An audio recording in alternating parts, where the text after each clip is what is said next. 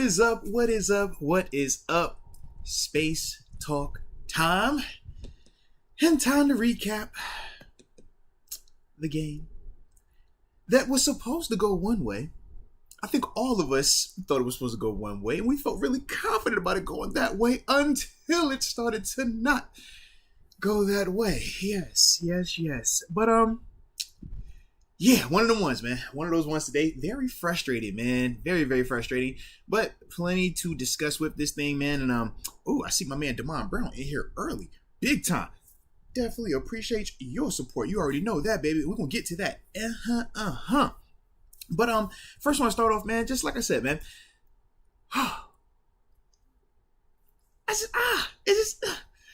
It was a weird vibe out there. It was weird, man. That's one of the ones I definitely feel like we let get away. We absolutely did, man. But we'll go ahead and dive into it like we always do. Let us know where let me know where you are tuning in from in the chat, and after that, man, we'll give you those shout outs and roll from there. But yeah, that thing got me just all over the place right now. Like how if we could throw the ball, we had some George Pickens, Deontay was catching. What was going on? But I digress. All right, and hit that like button too one time if you have not done so. Appreciate you as well. All right, we got Jakey Poo to 332 tuning in from the 814 BC Steeler tuning in from Vancouver, BC, across the border. Appreciate you. Maddie Peverell tuning in from Australia, mate. We'll put another shrimp on the bobby, mate. You know it's big love over there. Yes, indeed. Heather Dope tuning in from the 717 Central PA. Hope you are well. Got Double Cross tuning in from Hampton, VA. Says stand up. Defense overrated. Uh-oh. We're going to talk. We'll talk. Believe that. All right. Let's see. We got the homie Jake Engelbart tuning in from the 402 Omaha, Nebraska. Big love. Buddha Blaze tuning in from the 813 Tampa Bay, and shout out to the Bucks. They are getting demolished right now. Holy smokes. Brock Purdy looking kind of legit. I'm just saying. But hope Debo Samuel's all right. All right, let's see. We got Sequoia Harris tuning in from the 718 Bronx, New York. Mr. Steele tuning in from the 410 Salisbury, Maryland. Gotta have love for Salisbury, Maryland. Then we also got Kevin Primus tuning in from Durham, North Carolina, the 919.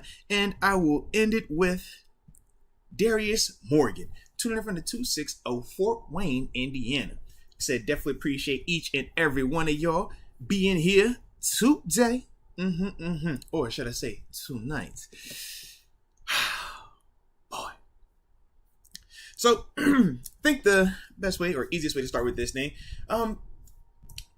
some of the good things that we did do in this game, man. I definitely thought that George Pickens continued to show that big play capability, that promise. Let's see what he ended with, man, because it was actually good to see him and Mitch still have that rapport, right? In terms of him being able to connect with him up top. He ended with 3 for 78 on the day. Really good by him, man. Really good. I also was impressed with Deontay Johnson today. I thought that he had a good day, man. Catching, 6 out of the 8 targets that he had for 82 yards. Also was able to draw some penalties as well, man. Thought both of those dudes, man, did what they were supposed to do in the sense of just continuing to prove the things that we already know they're capable of. When you talk about George Pickens, we know he's capable of being an all-world receiver, one of the best guys, top guy in the league. He has that potential, and it was good to see that take place today. Wish we would have had more of it, but either way, it was still good to see that, especially on the heels of how last week went, where obviously George was a little upset, didn't get the targets and stuff like that. We really couldn't implement him the way that we necessarily would have wanted to. So it was good to see that. And then, like I said, with Deontay Johnson, good to see for him consistently catching the ball again.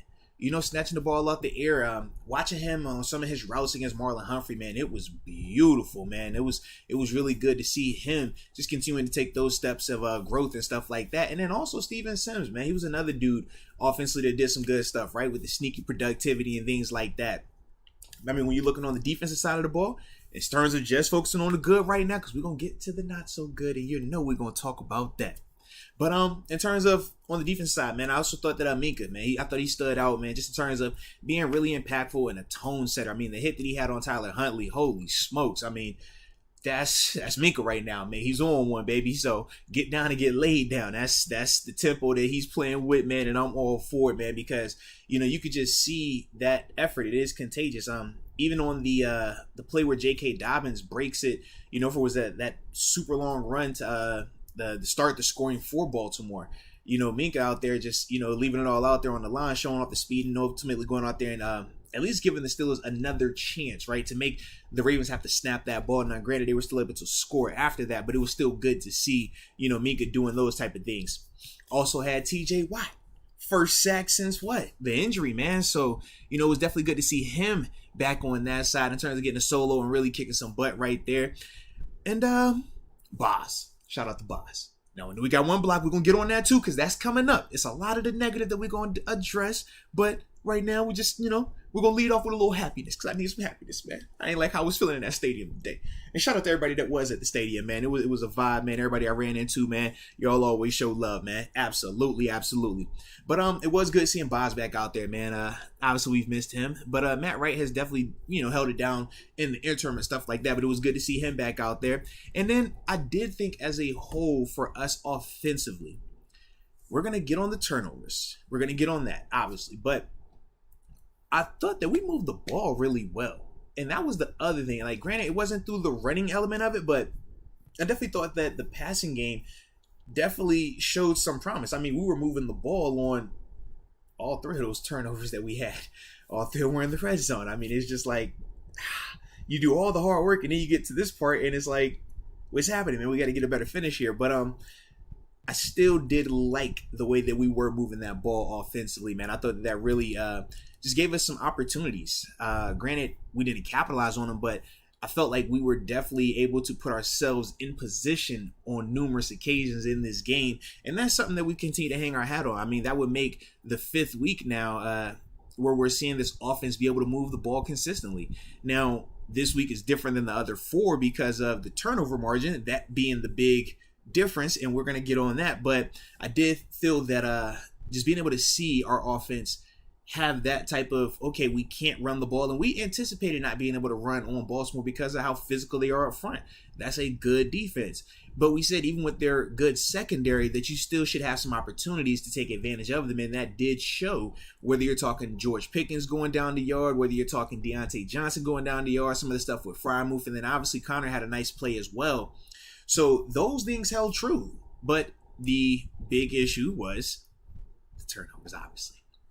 So those were the things that like I said, liked about the game, or some of the things that I thought we did well in that game. And I can't even say that. But now to talk about what wasn't so good, right? Or what we did not like per se for me. The turnovers. I mean, it starts there. When we talk about this 4-game stretch that we were on, where we had won 3 out of the previous 4, the thing was what? We did not turn that ball over. We ran the ball really well. Defensively, we're getting off the field. And we were stopping the run on defense as well, man.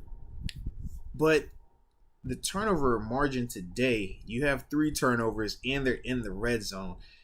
That kills you at times, man. And it was, almost a testament, but at the same time, it pisses you off that even with the 3 turnovers and as bad, as the execution was in that aspect of the game, we were still in it. We were still right there with opportunities to win it and just could not capitalize on it, man.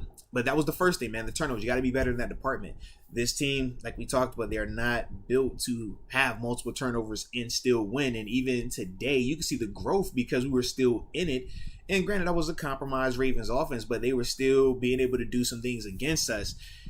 That's one of the areas that we can't have multiple turnovers and lose the turnover battle. Not this year. So that was the first thing. The second thing, man, the blocked field goal.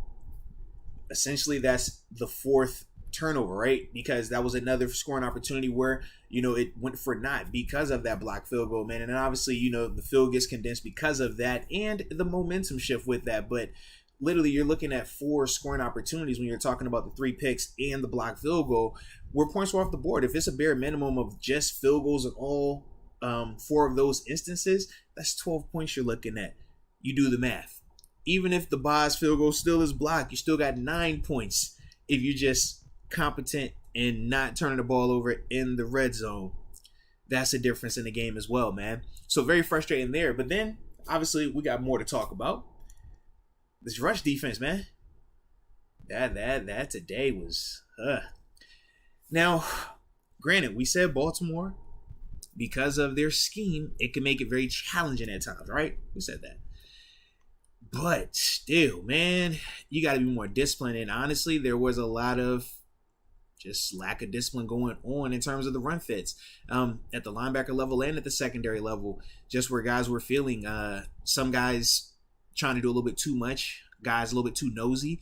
And I think, Baltimore did some other things in terms of just executing. I thought J.K. Dobbins, man, the way he was running through some of those holes, man, his bursts and stuff like that, it really showed. And then also, I just thought that they were physical at that line of scrimmage, man. I thought that they were a lot more physical. And granted, they were healthier. We talked about Ronnie Stanley. We say, if Ronnie Stanley is back out there at left tackle, that changes a lot because now Morgan Moses at right tackle. You take the rookie Daniel Falele off the field, and now you just got a more formidable, more bigger, just better unit.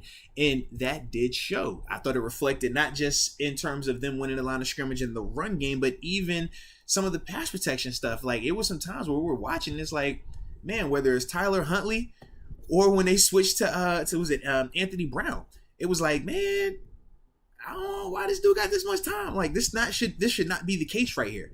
But that was a part of, Baltimore just being a little bit more healthier today in that vein. But once again, that wasn't good enough. And then I thought for us, man, in terms of our passing attack, it was good, but not good enough. You move up and down the field, but in the red zone, you have, multiple turnovers. Now, both of the interceptions by the linebackers, and we talked about the linebackers, Roquan Smith and Patrick Quinn. We said they are as good as advertised. We talked about them on the podcast. We talked about them in the 5-star matchups. Shoot, even when Jalen Warren, who came on for the interview, he even talked about them. And shout out to him. Everybody that has checked that interview out, yeah, it was pretty good. But if you haven't checked it out, make sure you check that out as well, man. Shout out to Jalen Warren, man. And Mike Mitch, we got that interview dropped today as well. A little surprise content, man. Shout out to my homie there. But we got to be better in that vein, man. In terms of Patrick Queen and Roquan Smith, granted, both plays I thought were really good plays, but could they have been avoided? And that's the question. Now, obviously, when I look at the all-22, I'll be able to break that down a little bit better. But I know the first one, the Roquan Smith interception, he's playing cover one. He's the low hole defender. Redirects whoever the receiver was on the left, and then he just, floats back. I don't think Mitch sees him. Mitch does not see him, and he's trying to rocket it across. Now, I understand Sims was going underneath, Move was coming behind, but either way, it doesn't matter the depth of those guys because where Roquan is, that's just going to be a difficult play to make right there. And then, obviously, on the Patrick Queen one, it's cover 3. From what I saw, the leg was cover 3. He's a hook defender, and you're trying to put enough air on the ball to, obviously go over Patrick, but then at the same time, you want to make sure it's shallow enough so the safety isn't a factor in the play, and it just wasn't executed in the right way. And ultimately, Patrick Queen was able to make an excellent play to get the turnover right there in the red zone, man. And, that's some of the stuff that you question, and you're like, hey, man, could a better decision be made here? And that's the part where we'll check the tape and we'll look at that, because not all of what Mitch was doing was bad. Some of the stuff he did was good. I thought the way he moved around the pocket and was slinging the rock and things, I like that. But the turnovers kill you. We cannot have that right now, man. And that's the thing. Like I said, when we check the all-22, I will be able to see the full details of what happened. Was it predetermined? Was it a great disguise? Was it a little bit of pressure that we might not have seen or anything like that? Or did the receiver fall? That's what, like I said, man, we'll wait till that tape comes out, man, to check that. But like I said, those areas where we got to be better. And then on the defensive side of the ball, no splash.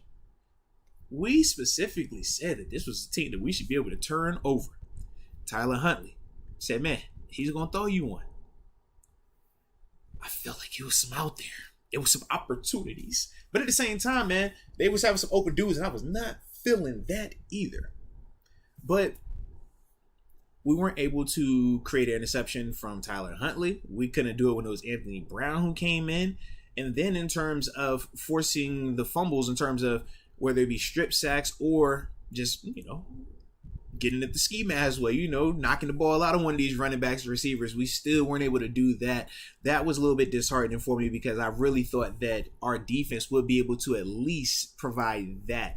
Because we knew that this was going to be a difficult task in terms of stopping their run, but we definitely felt like we were going to be able to get a turnover versus a Tyler Huntley, and for certain against an Anthony Brown. But unfortunately, that was not how it played out, man. So, yeah, like I said, very frustrating, but here we are, man. Here we are. So, with that being said, man, I'm gonna take me a sip. Y'all hit this like button, and I'm gonna start on these supers because, man, this is just It's not feeling this one today, man.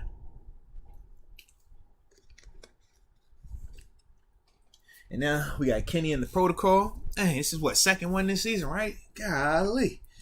Definitely don't need too many more of those, man. Obviously, him and Pat Frymouth, sustaining multiple concussions and stuff this season, man. Yeah, definitely don't need any more of that. But let's see who we have in here first. Oh, we got the homie Damon Brown. Shout out to Damon. He says, I don't think you could put this one on Canada at all. The man called a good game. 3 picks. The defense allowed the Ravens to run down our throat from the jump. 17-yard punt.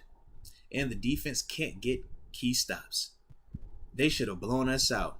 Shout out to Trainer. Damon. Whoa. Always good to how you in the building, man. And yeah, I'm with you on that, man. Yeah, you cannot put this on Matt Canada. I thought Matt Canada definitely schemed up some nice calls out there. I thought the shot plays that he schemed up to George Pickens and Deontay were very timely. And I also like just some of the schematics, even in the red zone, man. Some of the route concepts, I thought that was good. And just having that balance early on with trying to go to Najee and try to get him more involved as well. Granted, we didn't have the performance that we would have liked, but I thought that even in the red zone, especially on that first touchdown that we had, man, it was just good to see, us be able to win that battle for a yard, So I definitely like that in terms of Matt Canada. The 3 picks, so you can't have that. And in terms of the defense, yeah. When the Ravens, man, that first run by J.K. Dobbins, man, that was the one where it's just like, whoa, what is happening here? That cannot be a thing. And then it was just like, at one point in time, I remember sitting there watching the game, and I'm like, man, I'm seeing these gaping holes before the running back is even coming through the line. And I'm just like, it cannot look like that versus those type of players, man. And because it did, that's why they were able to have that type of success on the ground. I mean, shoot, JK ended with what? 15 carries, 120 yards. Like, that is nuts. And then Gus Edwards hit you for 13 for 66. Yeah, that's all bad. That's bad. Can't have that, man. Can't have that.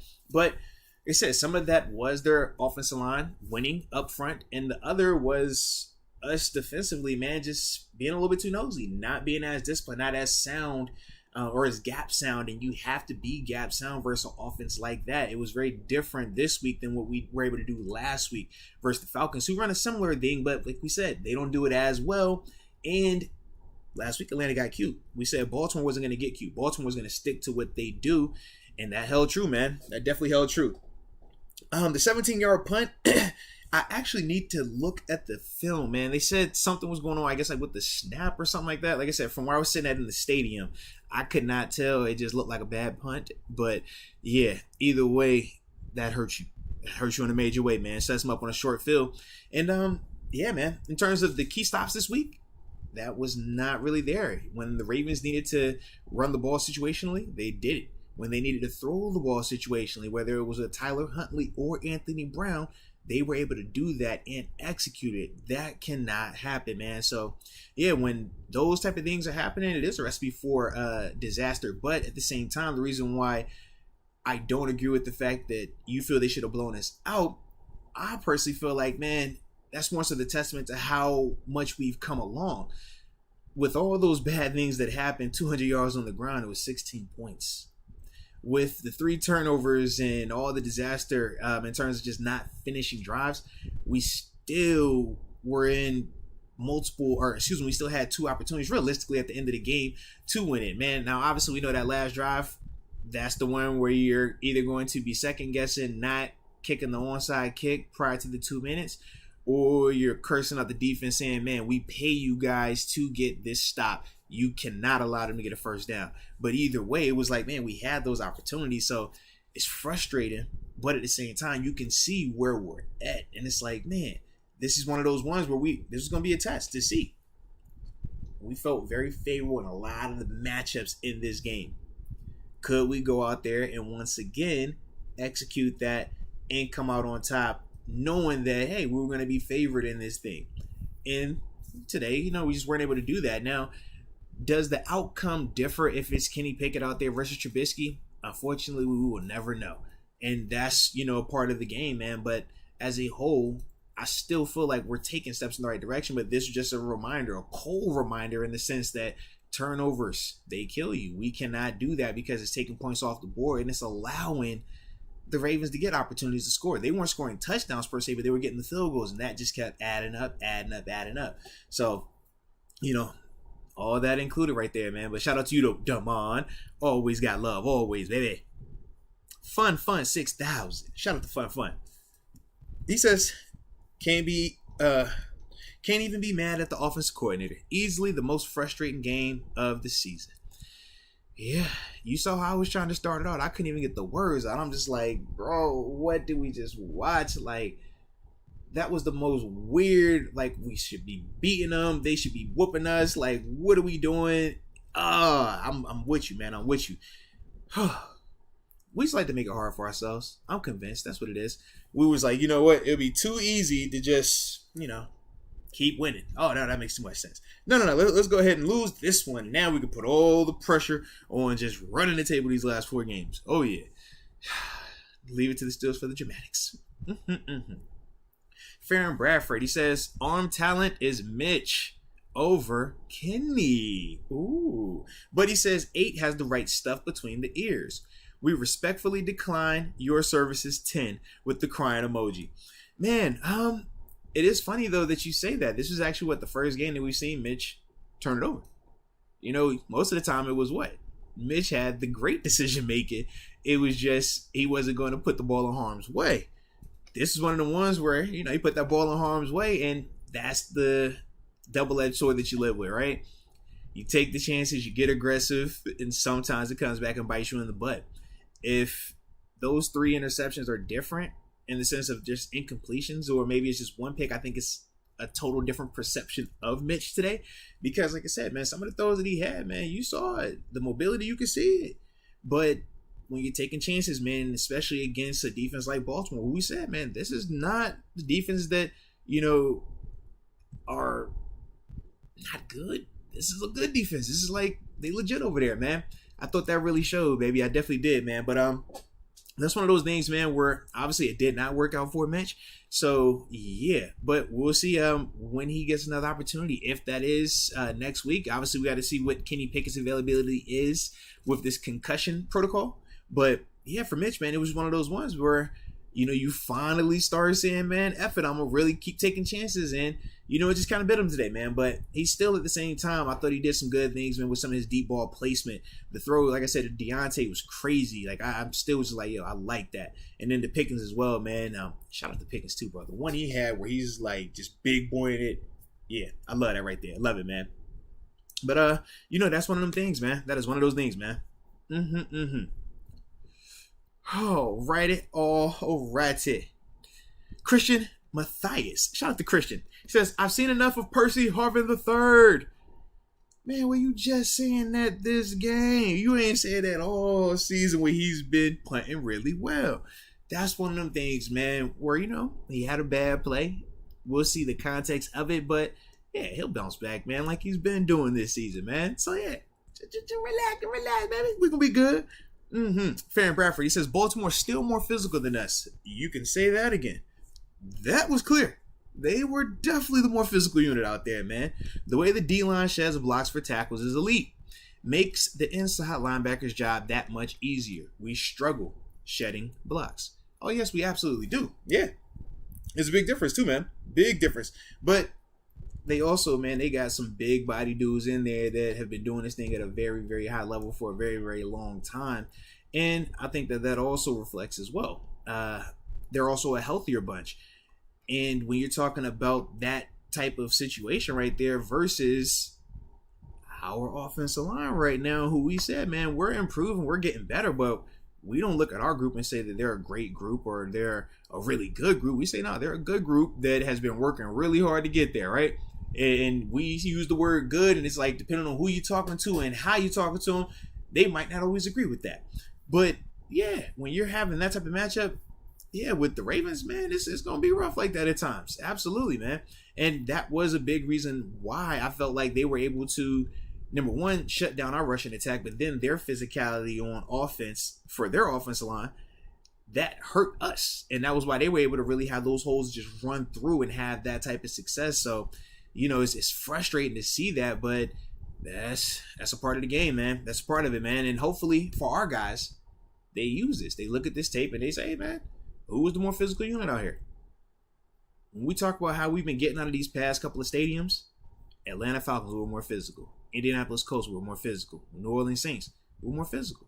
But when you face a team like Baltimore, you can't out-physical them and you're turning the ball over, that's a recipe for disaster. That's going to have you sitting here where it's like, man, it didn't feel like they killed us, but it's like, yo, why do we feel like this? Like, we just could not make that play. We could not do the things that, just the little stuff. But the physicality, man, that's a huge difference maker in these type of games right here, man. And now, like I said, that was something that we have really been banking on throughout these past couple of games, man. And obviously that changed up today, so to speak, man. All right, and then Christian Matthias also says, I still blame it on Matt Canada. He's at fault. All right, man. We'll blame it on Canada, then blame it on him, then, man. Lou Bo, he says, why the heck didn't we run any screens to slow down pass rush? I'm pissed at 10 throwing INTs, but I don't put it all on him. No run game, no for him. All right. So, in terms of the screens, I would have to look. Yeah, I don't remember a lot of them being called, actually. But like I said, I would obviously have to go back and look at the all 22 once that drops. And yeah, that would be a great way to offset some of the pass rush that the Ravens were having. But at the same time, like I said, we got to go check the tape, man, because it could have been stuff where screens might have been called, but if their linebackers are recognizing or the D-line is recognizing, it's not going to work anyway. So like I said, I just have to check that out. But yeah, man, it was a mixed bag with Mitch, man. I thought at times he did some good stuff. But the turnovers, that is what makes it bad, because you're talking about, 22 of 30 for 276. That in its own right is like, yo, that's a good day. Like, we'll take that. That's a heck of a passing day. We would love that. Touchdown on top of it. But the 3 picks, it's like, yeah, you cannot have that. And if we're talking about these picks being the tipped off of a hand variety, receiver fail variety, all right, cool. We can have that conversation. We can have that debate. But these were the ones where it's like, man, I get you're challenging these guys. I get you're trying to be aggressive with the ball. But you just got to be better. You got to have a better decision right here. You don't make this throw, or you have to have a little bit better execution of said throw. But either way, you just got to be better in that vein. I mean, you do all the work to get you down there. Like I said, this wasn't like these turnovers were happening on our side of the field. We're on that side. We're in the red zone. We're getting ready to punch it in, man, and go up. And those are the type of things, man, that have that type of negative effect on us. And that's what we got to continue to just learn from, man. Like I said, for Mitch, hopefully he continues to learn from this, man, because we don't know if he's going to get another opportunity this season. But with Kenny in the concussion protocol right now, he very well could be back out there on Sunday, man. And it's another one that we got to have coming up next week, man. Alrighty. I see a cue. And y'all hit that like button too if y'all have not done so, please. And subscribe if you have not done so either. I mean, you gotta do all that stuff, right? That's what you're supposed to say when you're on YouTube, all right? Because that's what YouTube say. Subscribe, like, notification bell, yeah. But Q says, I am completely done with Dotson. He gotta go. And 94 has been very bad this season. Has to be his last. I'm going to tell Deke you talking about his boy Dotson. Y'all seen, I don't know if you seen Deke on IG, man. Check my man Deke out, man. He hurting over there. He hurting. He just laid up, got the little ball. Oh, it's rough. It's rough. A hilarious video. Love my dog Deke, man. Absolutely. But, yeah. Dotson, the consistency has not been there this season. It's been really good at times and then not so good at times. He's been penalized at times. He's been beaten at times. And that's a part of his game where he has to grow. He has to get better there because he's too good of a player to be that inconsistent.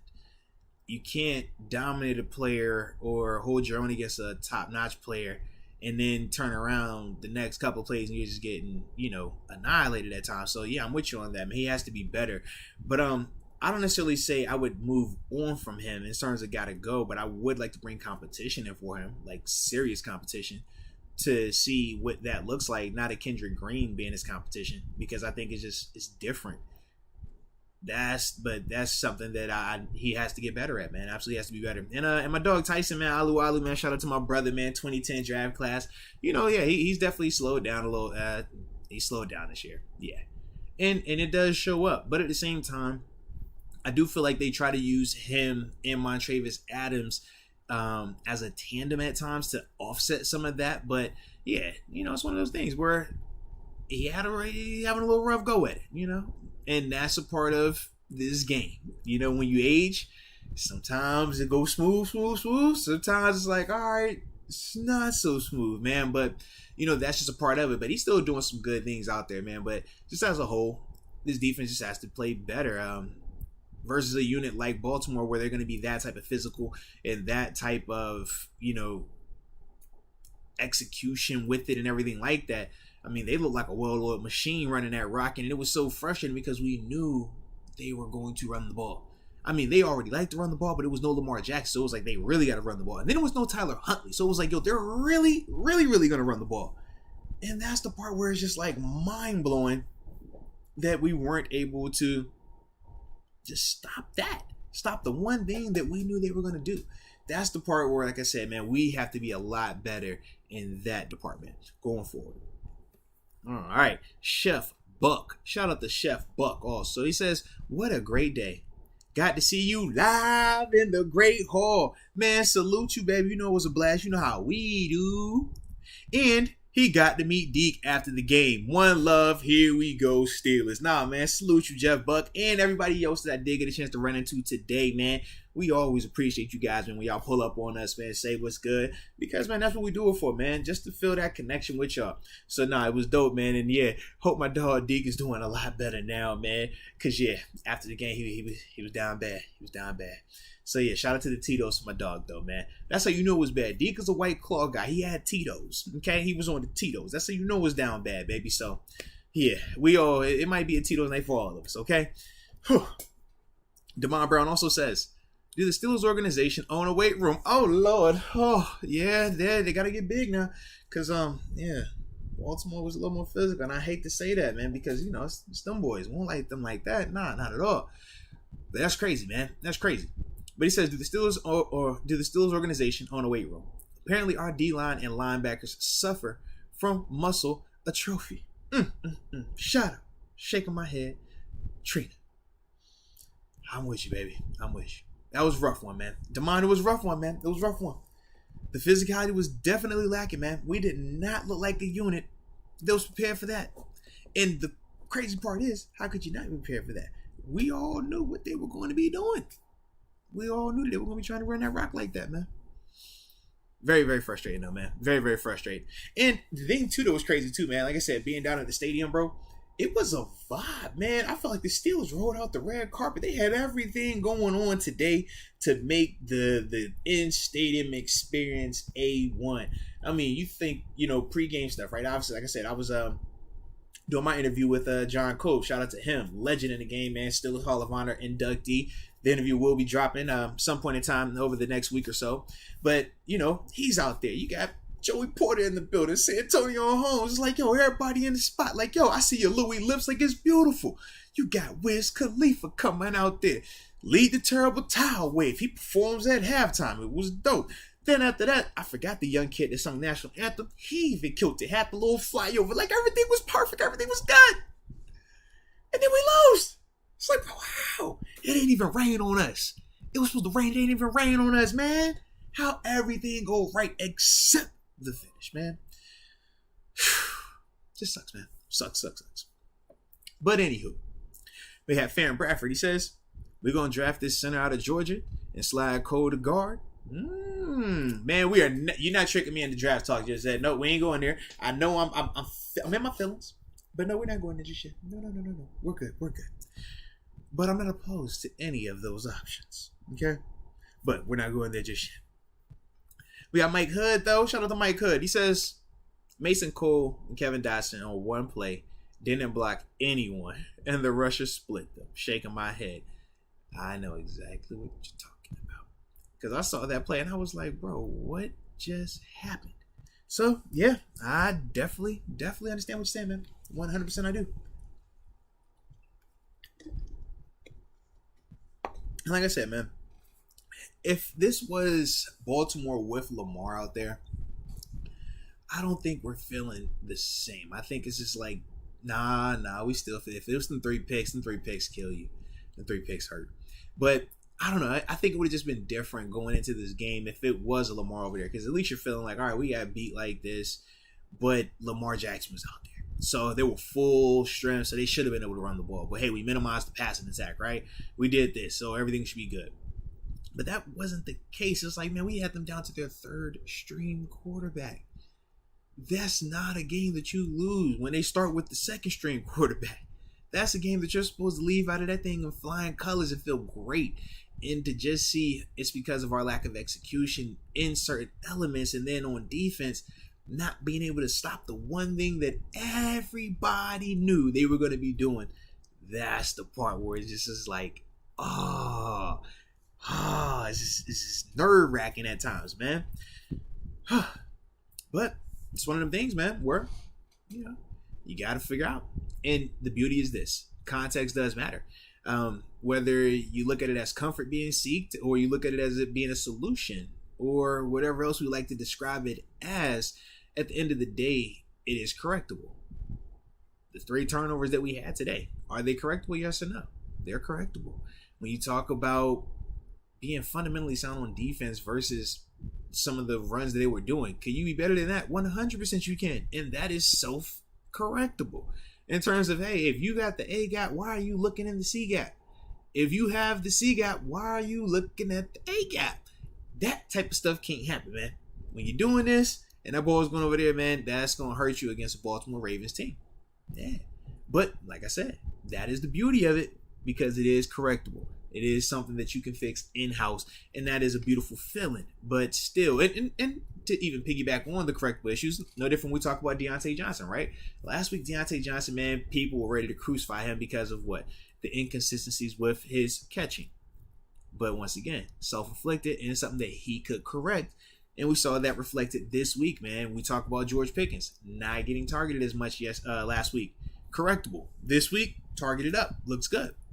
So like I said, man, we're still in a positive space. It's still a good scenario. It's just, it sucks doing this journey. Instead of us being able to keep this progression being so linear like it had been over the past couple of weeks, that we had to take a step back, And that's the part of it, man. It's truly a microcosm of life when we talk about football to just the real world, man. It's like, yo, you keep going.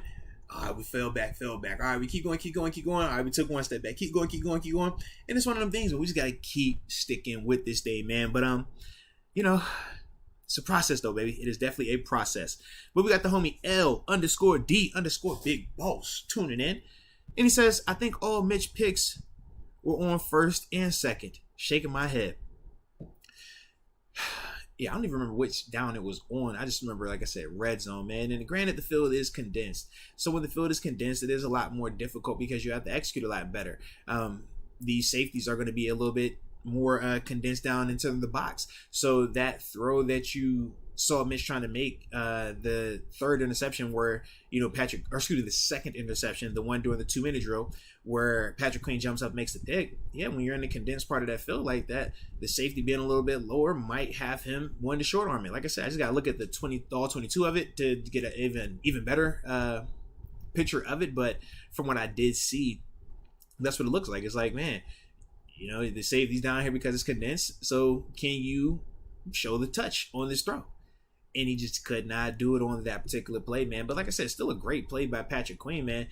That's the other part. Like, if that was Devin Bush or Miles Jack or Robert Spillane, man, we'll be over here going nuts But because it was our quarterback throwing it, we're like, oh man, now you got to make a better play right there, man. How you make that throw? No, that was a heck of a play, man. I can't even lie to you. That was still a dope play. Him and Roquan, like, news was on one. But they are like that, though, man. James J. Jeffers. Bro, why these folks act like they could ball? Man, you know, everybody feel like they could ball. That's the beautiful part. That's the part I always enjoy. Because it's like, man, when people say, man, that player sucks. Or, man, I could have caught that. And it's like, I bet my salary, my savings, you're not doing that, man. You could not do that, man. But, you know, you got to let them have that. You know, everybody has that in their mind. So it's all good. But yes, it is pretty funny though, baby. I'm with you. Mike Lang says, here comes the wavering fans. Ain't that the truth, boy? You know they ain't got no backbone. They be, hey, we going to the Super Bowl. Then they be like, oh, we tanking getting this draft pick. Oh, we love Coach Tomlin and Matt Canada. Nah, probably not Matt Canada, but we'll Coach Tomlin. And they're like, oh, we're going to fight. So you know how that go, man. That's part of it, man. So rightfully so, it's on the team to not allow the fans to be wavering. You know, they got to stay consistent so that way the fans can just follow suit. But Mike Lang says, here comes the wavering fans. Fire Tomlin, Kenny sucks, tank the season, draft talk. Come on, y'all. The team is young. They have to go through this. You're absolutely right, Mike Lang. This is a very young team. This is a team that is learning how to win. This is a team that is learning how to be consistent, how to consistently be physical, how to match the energy of the Baltimore Ravens when they're coming into town hungry for a win themselves. That's what you got to learn. And at times, you can learn that lesson in the form of a victory. But a lot of us at this level can attest to you don't learn it most of the time through a win. Most of the time, you got to learn it by having this stank, nasty feeling right here, and you just got to chew on it. And then after that, you just wait and hope and pray you get you another opportunity to rectify that thing, man. And you don't know when that opportunity is going to come, man. But you do got to go through this, man. All those players out there, all of them, because there's not a lot of veterans out there. And that is something that we've talked about consistently with this team, specifically on the offensive side, man. Like, they're young. There's not a lot of veterans out there that they can just look to and turn to who've been in these scenarios and have had success and have come through that fire. These guys are in the process of going through it. So, yeah, you know, they got to work through this thing, man. And us as fans, we got to understand that and be more supportive of it. And I know it's not easy because we're not accustomed to going through this. But that is where we're at right now, man. And that's just how the NFL works, man. You hang on to the great times you get and ride it as long as you can. But then after that, you try to get out of this phase as quickly as possible, man. But we are just in it. And this is our first year of really being in this thing, man. So, you know, like I said, man, these young dudes, man, they're going to get right. But this is one of those growing pains. This is one of those parts of progression when we say it's not linear. This is what we're referring to. If the team from last week or 2 weeks ago shows up, man, they get out of the stadium with a win. But that wasn't the case today. The case today was they were going to go out there and turn the ball over and not stop the run and not execute on special teams. That's recipe for disaster. You can't be bad in the big three. You have a 17-yard punt for whoever's reason, 17-yard punt. You got a blocked field goal for whoever's reason, it was a blocked field goal. You had 3 interceptions for whatever reason, it was 3 interceptions. You gave up 200 yards plus on the ground. There's no reason. You cannot do that. Can't be like that, man. That's a recipe for disaster. Doesn't matter who you're playing against, and that was reflected today, even with Anthony Brown being able to come in there and deliver the winning performance for them dudes once he finally took over. I still can't believe this, man. Still can't believe it. All righty. Let's see. Oh, Lubo. Shout out to Lubo. Lubo says, every time we get gashed in the run game, I think about Hargrave. Oh, don't you cut me deep like that. And shout out to them Eagles. Boy, did they put the work on the Giants today. Sheesh. Was that 48 points? Like, god dang. That was real. That was supposed to be a good game. But yeah. Shout out to Hargrave, aka AJ Wild, man. Yeah, Wild, man. He one of them dudes, man. But like I said, context does matter. We didn't make that decision with the information that we have today. We made that decision when we were deciding that we were going to invest in Stephon Tuitt, and we were going to build with him because at the time Tuitt was the A player of those two. We thought Hargrave was a good player, but we said, man, Tuitt is the freak. Tuitt is the guy that's going to replace Cam. Tuitt, was supposed to be all world for us, and at times you could see the potential there and the productivity, but circumstances changed, and that's obviously what happened there. And here we are now, man. But shout out to my dog Hargrave, man. Miss him too, man. Dang, miss him. All right, Mike Hood. He says, win or lose, we still Steelers. Facts. Act like it. Stay positive. The organization will take care of what's needed for this young team in the offseason. Losing sucks.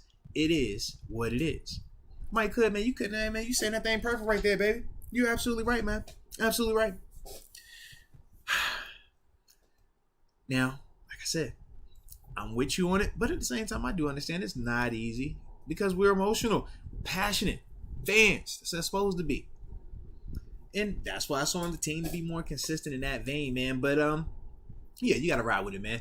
That's what makes Still a Nation still a nation, And if you can't rock with them during the rough times, baby, then it don't hit the same, man, when you rock with them when you're on top of the mountain, man. All right? So you got to ride through these times, man. Got to. But, yeah, it's one of those things, man, where we'll get better. And they have been improving. That's the other part. Like I said, man, they moved the ball really well offensively this week, man. Really well today. Just in the turnovers. Turnovers kill you. Still want to go back and look to it, the tape about this running game, man, to see like what was going on with that. Was it more so lack of attempts? Or was it just, guys not winning up front? Because I look at Najee, 12 for 33, but 2.8. It's like, yo, what was happening with that? Obviously, Jaylen Warren, man, same 3 for 11, like 20 carries as a total for 65 yards. It's not good enough. It's not balanced, man. But I can go back and just look to see what it was, man. But it was definitely not cool. It's not frustrating. Or, excuse me, it was very frustrating. Because it made us one-dimensional, man. Or not be able to just maintain simple, cadence and stuff like that, man. In terms of being able to run the ball. Because that does add another element to this thing.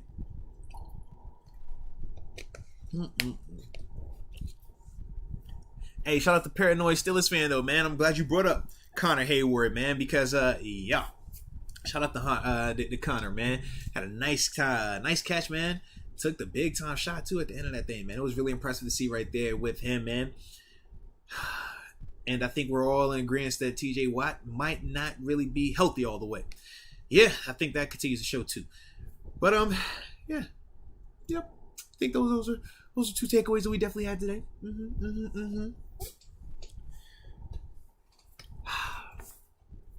But we shall see, man. Uh-oh. And yes, Juan Rango, we talked about them INTs. We did. We talked about them INTs. They weren't pretty. But like I said, man, I do feel like Roquan and Patrick Queen both made, dope plays on that. But at the same time, Mitch has to be better there. Whether, like I said, it's the touch on the throw, or was it the decision period, or were you late making the decision? Whatever it was, like I said, when all 22 drops, I get a chance to see that. We'll definitely be able to tap into that thing, man, a lot more. But yeah, man. Like I said, that was it for it. In terms of my initial reaction for this game, man. We'll see how they go from there, man. But definitely a sucky one, and not the way that we want to end our Sunday. So with that being said, though, man, don't see anything else popping up. We are going to tap in tomorrow. Obviously, we got the podcast 4 p.m. live. Don't want to miss that, man. Definitely tap in, man. We'll do our live reactions. And probably have the phone lines open as well. And yeah, check out those interviews too, man. Jaylen Warren, we got that one that's out there, and the Mike Mitch that dropped as well earlier today. Tough Sunday. You're absolutely right. Shoot the rock, but we're going to roll and we're going to bounce back, man. So, with that being said, y'all make sure to hit that like button on the way out of this thing. Stay safe. And until next time, baby.